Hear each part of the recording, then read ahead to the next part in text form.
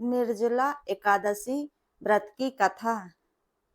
जब वेद व्यास ने पांडवों को चारों पुरुषार्थ धर्म, अर्थ, काम और मोक्ष देने वाली एकादशी व्रत का संकल्प कराया था, तब युधिष्ठिर ने कहा, जनार्दन, ज्येष्ठ मास के शुक्ल पक्ष में जो एकादशी पड़ती हो, कृपया उसका वर्णन कीजिए। भगवान श्री कृष्ण ने कहा है, हे राजन, इसका वर्णन परम धर्मात्मा देव व्यास जी करेंगे, क्योंकि वह संपूर्ण शास्त्रों के तत्व और वेदांगों के पारंगत विद्वान है। तब वेद व्यास जी कहने लगे, कृष्ण और शुक्ल पक्ष की एकादशी में अन्न खाना वर्जित है। द्वादशी को स्नान करके पवित्र होकर फूलों से भगवान केशव की पूजा करें, फिर पहले ब्राह्मण को भोजन देकर अंत में स्वयं भोजन करें।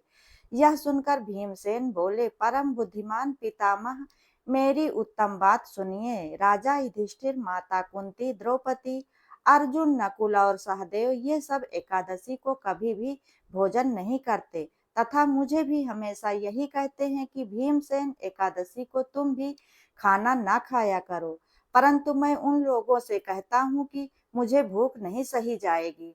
भीमसेन की यह बात सुनकर वेद व्यास जी ने कहा, यदि तुम नरक को दूषित समझते हो और अगर तुम्हें स्वर्ग लोक की प्राप्ति अभिष्ट है, तो दोनों पक्षों की एकादशियों के दिन भोजन नहीं करना चाहिए।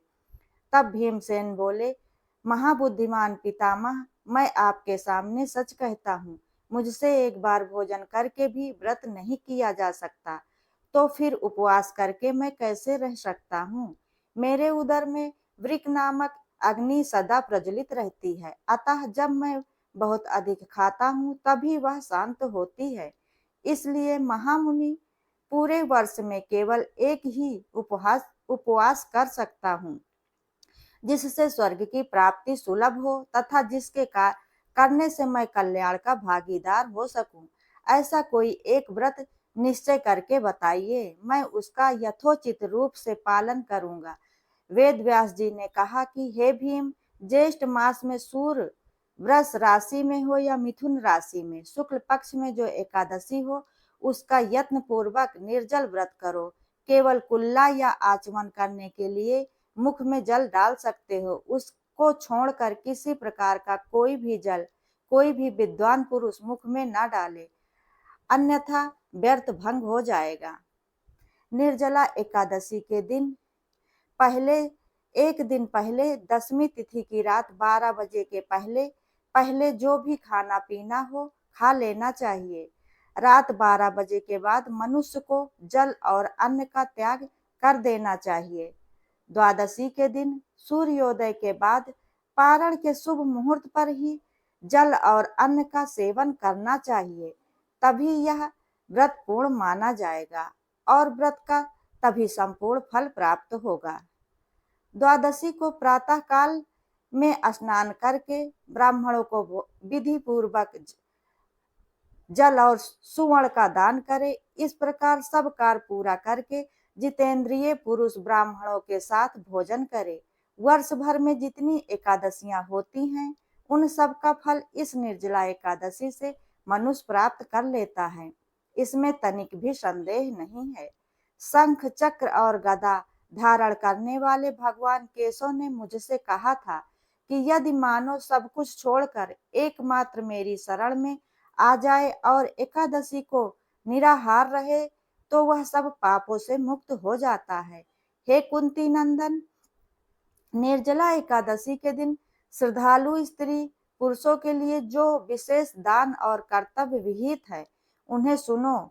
उस दिन जल में शयन करने वाले भगवान विष्णु का पूजन और जलमयी धेनु यानी पानी में खड़ी गाय का दान करना चाहिए। सामान्य गाय या घी से बनी गाय का दान भी किया जा सकता है। इस दिन दक्षिणा और कई तरह के मिठाइयों से ब्राह्मणों को संतुष्ट करना चाहिए। उनके संतुष्ट होने पर ही श्री हरि भक्त को मोक्ष प्रदान करते हैं। जिन्होंने श्री हरि की पूजा और रात में जागरण करते हुए इस निर्जला एकादशी का व्रत किया है, उन्होंने अपने साथ साथ बीती हुई 100 पीढ़ियों को और आने वाली 100 पीढ़ियों को भगवान वासुदेव के परम धाम में पहुंचा दिया है। निर्जला एकादशी के दिन अन्न, वस्त्र, गौ, जल, सैया, सुंदर आसन, कमंडल, छाता, पंखा आदि दान करना चाहिए। जो श्रेष्ठ तथा सुपात्र ब्राह्मण को जूता दान करता है, वह सोने के विमान पर बैठकर स्वर्गलोक में प्रतिष्ठित होता है। जो इस एकादशी की महिमा को बहुत भक्ति पूर्वक सुनता अथवा उसका वर्णन करता है, वह स्वर्ग लोक में जाता है। चतुर्दशी युक्त अमावस्या को सूर्य ग्रहण के समय श्राद्ध करके मनुष्य जिस फल को प्राप्त करता है, वही फल इस एकादशी को सुनने से भी मिलता है। इस एकादशी की कथा को सुनने से भी मिलता है। भीमसेन ज्येष्ठ मास में शुक्ल पक्ष की जो शुभ एकादशी होती है, उसका निर्जल व्रत करना चाहिए। उस दिन श्रेष्ठ ब्राह्मण को शक्कर के साथ जल के घड़े का दान करना चाहिए। ऐसा करने से मनुष्य भगवान विष्णु के समीप पहुंचकर आनंद का अनुभव करता है। इसके बाद द्वादशी को ब्राह्मण भोजन कराने के बाद स्वयं भोजन कर सकते हैं। इस प्रकार पूर्ण रूप से पापनाशनी निर्जल एकादशी का व्रत करता है, वो सभी पापों से मुक्त होकर आनंदमय पद को प्राप्त करता है। यह सुनकर भीमसेन भी इस शुभ एकादशी का व्रत आरंभ कर दिया।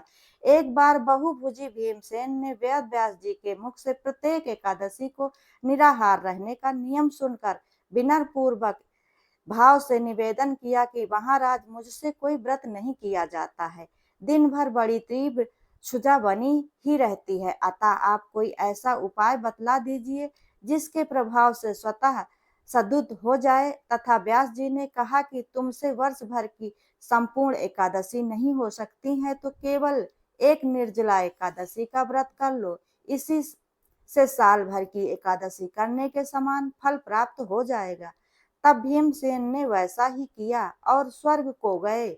इसलिए यह एकादशी भीमसेनी एकादशी के नाम से भी जानी जाती है। वट वृक्ष हिंदू धर्म के सर्वाधिक महत्वपूर्ण और पवित्र वनस्पतियों में से एक है। पीपल एवं तुलसी के साथ वट वृक्ष अर्थात बरगद के पेड़ की हिंदू धर्म में अत्यधिक महत्वता है। हिंदू धर्म के लगभग हर ग्रंथ में वट वृक्ष के महत्व के विषय में लिखा गया है। केवल हिंदू धर्म ही नहीं, बौद्ध धर्म में भी वट वृक्ष की अद्भुत महत्वता बताई गई है। वैसे तो वट वृक्ष का वैज्ञानिक महत्व भी बहुत अधिक है, किंतु पहले बात करते हैं उसके धार्मिक महत्व की। वट वृक्ष को त्रिमूर्ति का प्रतीक माना गया है। इसके छाल में भगवान विष्णु, जड़ में परमपिता ब्रह्मा और शाखाओं में भगवान शंकर निवास करते हैं। अग्नि पुराण के अनुसार वट वृक्ष उत्सर्जन और तेज का प्रतिनिधित्व करता है, इसलिए संतान प्राप्ति हेतु इस वट वृक्ष की पूजा का विधान है। वट वृक्ष की संरचना जटाओं से होती है, इसलिए शिव पुराण में इसे साक्षात जटाजूट महादेव का रूप बताया गया है। इसके दर्शन को साक्षात भगवान रुद्र के समान बताया गया है। पद्म पुराण में इसे भगवान विष्णु का रूप भी बताया गया है। हालांकि श्री हरि को मूलतः पीपल से जोड़ा जाता है। अस्वस्थ रूपी विष्णु स्याध रूपी शिवो यतः अर्थात पीपल विष्णु रूपी एवं वट जटा रूपी शिव हैं। यह वृक्ष अमृत का भी प्रतीक है। इसे अमर माना जाता है क्योंकि इस वृक्ष की आयु सहस्रों वर्षों की होती है। इसी कारण इनका एक नाम अक्षय वट भी है, अर्थात जिसका कभी क्षय नहीं होता।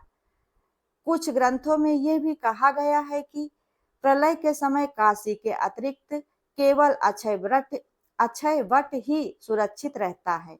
वट वृक्ष की उत्पत्ति के विषय में एक कथा हमने वामन पुराण में भी मिलती है। इस ग्रंथ में सर्वप्रथम भगवान विष्णु की नाभि से कमल के पुष्प पर भगवान ब्रह्मा जी प्रकट हुए। तत्पश्चात विभिन्न देवताओं के शरीर से अनेक वृक्षों एवं वनस्पतियों की उत्पत्ति हुई। उसी समय यक्षों के सम्राट मणिभद्र से वट वृक्ष की उत्पत्ति हुई। तभी से वट वृक्ष को यक्षवास, यक्षतरु, यक्षवारुक आदि नाम से भी पुकारा जाता है। हरिवंश पुराण में भड भड्डीर वट नामक एक वट वृक्ष का वर्णन है जिसकी सुंदरता पर मुग्ध होकर स्वयं श्री कृष्ण ने उसके नीचे विश्राम किया था। रामायण में सुभद्र वट नामक एक वट वृक्ष का वर्णन है जिसकी शाखा गरुड़ ने अपनी शक्ति से तोड़ डाली थी। रामायण में ही श्यामान ग्रोथ नाम के वट वृक्ष का वर्णन है जो वर्तमान काल में अक्षय वट के नाम से प्रसिद्ध है और पंच वटों में से एक है। श्री राम ने भी अपने वनवास का एक लंबा समय पंचवटी में बिताया था जिसका नाम वहां पर उपस्थित 5 वट वृक्षों के कारण पड़ा था। एक मान्यता ये भी है कि प्रलय के समय जब संपूर्ण पृथ्वी जलमग्न हो गई थी तब पृथ्वी पर केवल वट वृक्ष की एक वट वृक्ष ही बचा था। जब प्रलय समाप्त होता था तब इस वट वृक्ष के पत्ते पर शिशु रूप में भगवान श्री हरि विष्णु प्रकट हुए। उनकी लीला अद्भुत होती है। वह अपने पैर का अंगूठा चूस रहे होते हैं, फिर उनकी नाभि से कमल का एक पुष्प उत्पन्न होता है जिस पर परमपिता ब्रह्मा विराजमान रहते हैं। इस समय ब्रह्मदेव समस्त प्राणियों की पुनः रचना करते हैं। वट वृक्ष के संदर्भ में सत्यवान और सावित्री की कथा भी प्रमुख है। सत्यवान के प्राण यमराज ने वट वृक्ष के नीचे ही लिए थे और फिर सावित्री के हठ और पवित्रता के कारण पतिव्रता के कारण उन्होंने सत्यवान को पुनः जीवित किया था। तब से यमराज और सावित्री को ये तब यमराज ने सावित्री और सत्यवान को ये वरदान दिया था कि जो भी स्त्री वट सावित्री की पूजा करके वट वृक्ष की पूजा करेगी उसका पति दीर्घायु होगा। सावित्री व्रत को करने का विधान है। इसके साथ ही वट वृक्ष में सावित्री का निवास भी माना जाता है। ऐसा माना जाता है कि जो कोई भी वट वृक्ष लगाता है वह मृत्यु लोक से छूटकर सीधा शिवलोक जाता है। वट वृक्ष को काटना पुत्र हत्या के समान बताया गया है। जैन धर्म के अनुसार उनके प्रथम तीर्थकार भगवान ऋषभ देव ने वट वृक्ष के नीचे ही अपनी तपस्या पूर्ण की थी। ठीक उसी प्रकार बौद्ध धर्म के अनुसार गौतम बुद्ध को गया में वट वृक्ष के नीचे ही ज्ञान की प्राप्ति हुई थी जिसे बोधि वृक्ष कहा जाता है। धार्मिक मान्यताओं के अतिरिक्त वट का वैज्ञानिक महत्व भी है। बरगद उन चुनिंदा वृक्षों में है जो दिन में 20 से अधिक घंटे तक ऑक्सीजन का उत्सर्जन करता है। आयुर्वेद के अनुसार शरीर के 3 प्रमुख अवयवों वात पित्त और कफ का नियंत्रित करने में वट वृक्ष अत्यंत प्रभावकारी है। इसकी छाल और पत्तियों से अनेक औषधियां बनाई जाती हैं। वट वृक्ष अपने आसपास की आयु को शुद्ध रखता है। इसके अतिरिक्त इसे जीवन का आधार भी माना जाता है क्योंकि इसके विशाल शाखाओं पर असंख्य जीव अपना निर्वाह करते हैं। इस वृक्ष पर उन्हें घर और भोजन दोनों प्राप्त होता है। वट वृक्ष भारत का राष्ट्रीय वृक्ष भी है। विश्व का सबसे प्राचीन वट वृक्ष प्रयागराज में स्थित अक्षय वट माना जाता है जो रामायण काल से आज तक उपस्थित है। वहीं विश्व का सबसे बड़ा वट वृक्ष आंध्र प्रदेश के अनंतपुर जिले में स्थित है। थिमम्मा मरीमनु नामक वट वृक्ष जो इतना विशाल है कि उसकी छाया लगभग 5 एकड़ तक फैली रहती है। वट वृक्ष के संदर्भ में हमें पंचवटों का वर्णन मिलता है जो आदिकाल से आज तक उपस्थित है। अक्षय वट, पंचवट, वंशी वट, गया वट एवं सिद्ध वट। दोस्तों, अगर आप लोगों को यह वीडियो पसंद आया हो तो मेरे द्वारा सुनाई गई इस कथा से अगर आप लोगों को थोड़ा सा भी लाभ मिलता है तो वीडियो को लाइक, शेयर, कमेंट जरूर करें और ऐसी ही ज्ञानवर्धक और धार्मिक जानकारियों के लिए चैनल को सब्सक्राइब करें। वीडियो अंत तक देखने के लिए धन्यवाद।